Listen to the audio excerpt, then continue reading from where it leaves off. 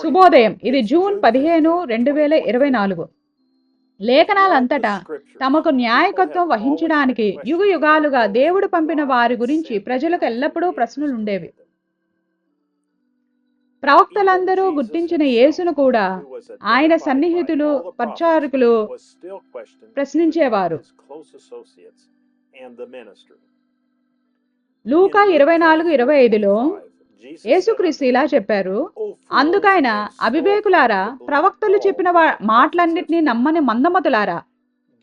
యేసుక్రీస్తు నిన్న, నేడు మరియు నిరంతరము ఒకటే రీతిగా ఉన్నాడు. ఎందుకంటే ఈ రోజు ఆయన మనకు మళ్ళీ చెబుతున్నాడు, ప్రవక్తలు చెప్పినవన్నీ నమ్మమని. ఇక్కడ దేవుని సేవకుడు మరియు సువార్త పరిచారకుడు సహోదరుడు జోసెఫ్ బ్రన్హామ్ ఉన్నారు. బ్రన్హామ్ టాబర్నికల్ నుండి పక్షిరాజులు కూడుకొనుచున్నవి లేక ఇక్కడ ఉన్నది.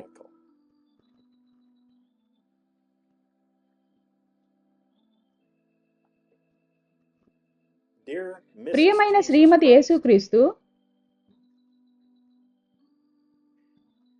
మన జీవితంలో దేని గురించి అయినా ఒక ప్రశ్నను మనము అడిగినట్లయితే దానికి ఒక సరైన జవాబు ఉండవలసి ఉన్నది. దానికి దగ్గరలో ఏదైనా ఉండవచ్చును, కానీ ప్రతి ప్రశ్నకు ఒక నిజమైన తిన్నని జవాబు ఉండవలసి ఉన్నది. కావున మన జీవితంలో ఎదురయ్యే ప్రతి ప్రశ్నకు ఒక నిజమైన సరి అయిన జవాబు ఉండవలసి ఉన్నది. మనకు ఒక బైబిల్ ప్రశ్న ఉన్న ఎడల అప్పుడు ఒక బైబిల్ జవాబు ఉండవలసి ఉన్నది. అది ఒక గుంపు మనుషుల నుండో, ఫలానా సహవాసం నుండో, లేదా ఒక విద్యావంతుడి నుండో, లేదా ఏదైనా సంస్థ నుండో రావాలని మనం కోరుకోము. అది నేరుగా లేఖనం నుండి రావాలని మనం కోరుకుంటాము. మనం దీనిని తెలుసుకోవలసి ఉన్నది. దేవుణ్ణి ఆరాధించుటకు ఆయన యొక్క నిజమైన మరియు సరైన స్థలం ఏది? ఒక సంఘములో కాదు, ఒక సంస్థలో కాదు, ఒక ఆచారంలో కాదు, కానీ దేవుడు క్రీస్తులోనే మానవుణ్ణి కలుసుకొనుటకు ఎన్నుకున్నాడు. దేవుడు మానవుణ్ణి కలుసుకునే చోటు అది మాత్రమే అయ్యున్నది, మరియు అతడు దేవుణ్ణి ఆరాధించగలిగేది క్రీస్తులోనే అయ్యున్నది. ఆ స్థలంలో మాత్రమే. నీవు ఒక మెథడిస్టు అయినా, బ్యాప్టిస్టు అయినా, క్యాథలిక్ అయినా, ప్రొటెస్టెంట్ అయినా, నీవు ఏదైనా కానీ నీవు సరిగ్గా దేవుణ్ణి ఆరాధించగలుగుటకు ఒకే ఒక స్థలం ఉన్నది, అది క్రీస్తులోనే అయ్యున్నది.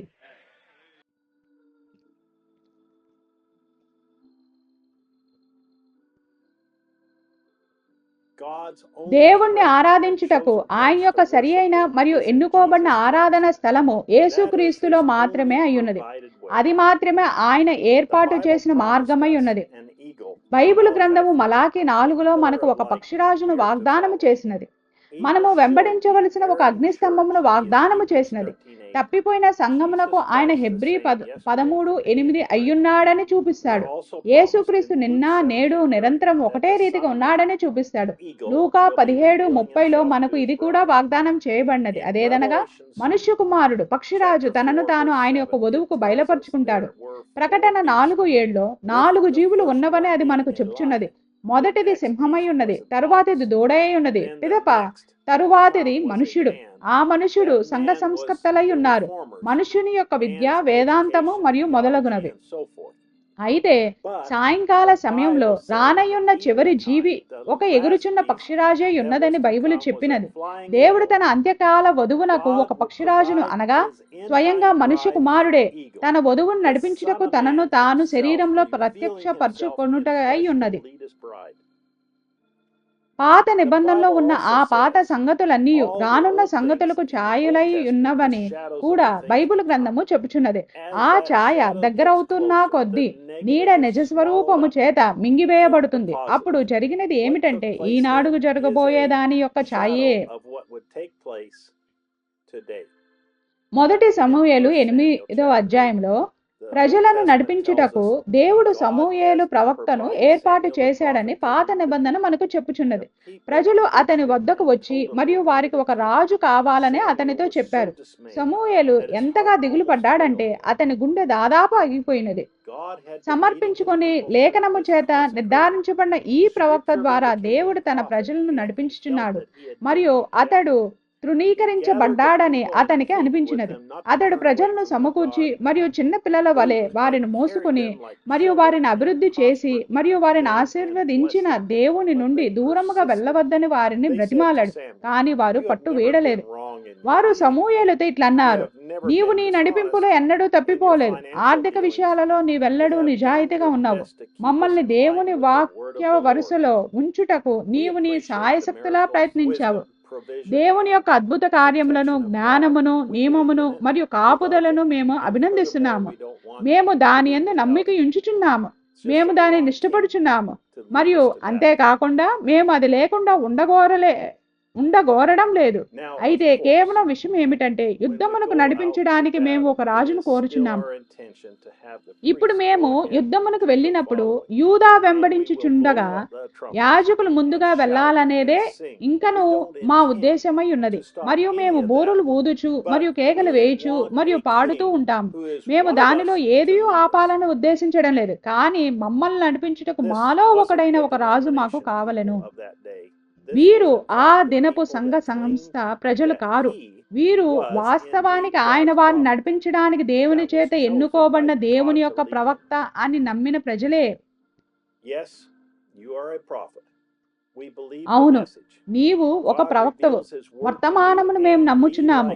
దేవుడు తన వాక్యమును నీకు బయలుపరుస్తాడు మరియు మేము దానిని ఇష్టపడుచున్నాము. మరియు అది లేకుండా మేము ఉండగోరడం లేదు. కానీ మమ్మల్ని నడిపించుటకు నీవే గాక మాలో ఒకరు మాకు కావలను. నీవు మాకు తీసుకొని వచ్చిన వర్తమానమును మేము ఇంకనూ నమ్మగోరుచున్నాము. అది వాక్యమై ఉన్నది.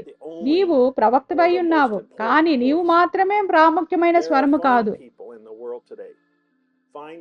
ఈనాడు లోకములో చక్కని ప్రజలున్నారు, చక్కని సంఘాలున్నవి. కానీ ఒకే ఒక్క శ్రీమతి యేసుక్రీస్తు ఉన్నది మరియు మనమే ఆమె అయి ఉన్నాము. ఆయన ఎవరి కొరకైతే వచ్చుచున్నాడు అట్టి వారమై ఉన్నాము.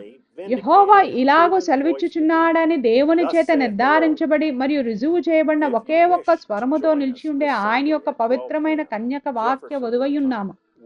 ఈ ఆదివారము జెఫర్సన్విల్ కాలమానం ప్రకారంగా మధ్యాహ్నం 12 గంటల సమయం అప్పుడు మీరు మాతో చేరగోరినెళ్ళ ప్రపంచవ్యాప్తంగా మేము ఫోను ద్వారా వింటూ ఉంటాము. ఇది జరగబోచున్నది.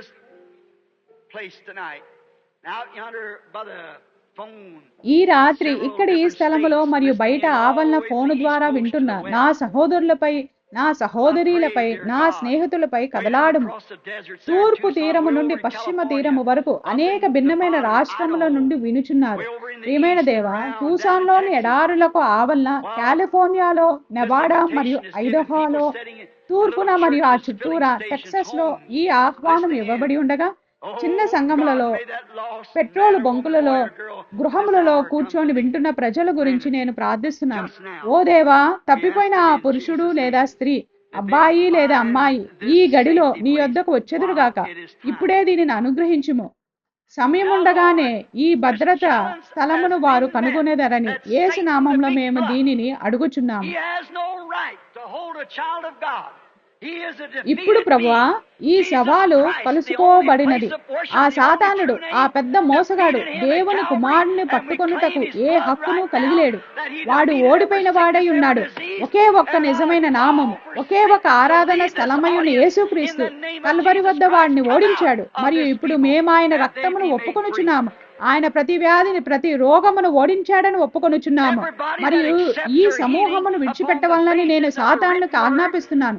వారు స్వతంత్రులగునట్లు యేసుక్రీస్తు నామములో ఈ ప్రజల నుండి బయటికి రమ్ము. రాయబడిన వాక్యమును ఆధారము చేసుకుని తమ స్వస్థతను స్వీకరించే ప్రతి ఒక్కరూ నిలిచి నిలబడి యేసుక్రీస్తు నామములో ఇప్పుడు నేను నా స్వస్థతను స్వీకరించుచున్నాను అని చెప్పడం ద్వారా మీ సాక్ష్యం ఇవ్వండి. మీ కాళ్ళ మీద లేచి నిలబడండి. దేవునికి స్తోత్రం. అదిగో మీరు లేచుచున్నారు. ఇక్కడ చూడండి, కుంటివారు మరియు అటువంటి వారు లేచుచున్నారు. దేవునికి స్తోత్రం. అంటే కేవలం నమ్మండి, ఆయన ఇక్కడ ఉన్నాడు.